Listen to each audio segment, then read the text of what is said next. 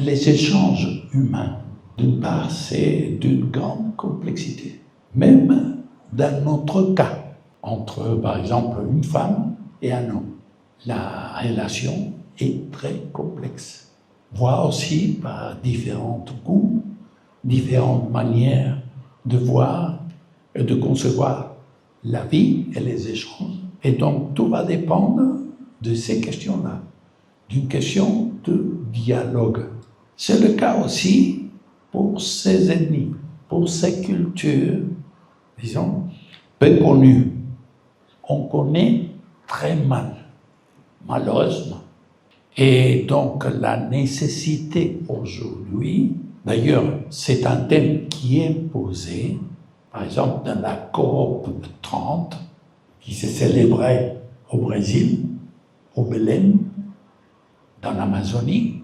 C'est une question fort complexe et nos sociétés occidentales demandent au secours à ces populations maintenant parce qu'on pense que ces populations amazoniennes ont beaucoup de connaissances sur la question du rapport entre la culture et le milieu ambiant.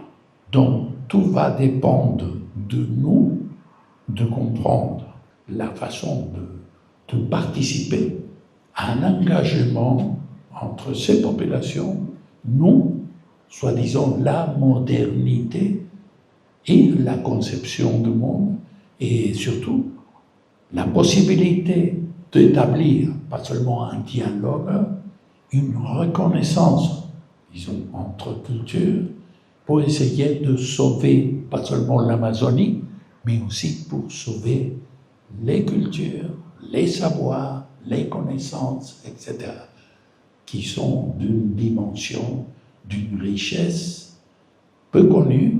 Et donc, le problème qui se pose, c'est aussi de se doter, non, de systèmes, de disciplines, de types de connaissances pour comprendre ce monde d'une extrême complexité. Et ces populations, ces civilisations nous donnent aussi un exemple de vie.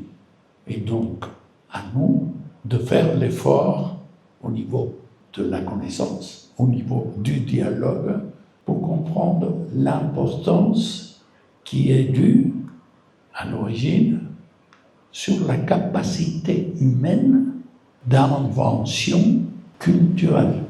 C'est ça qui est formidable.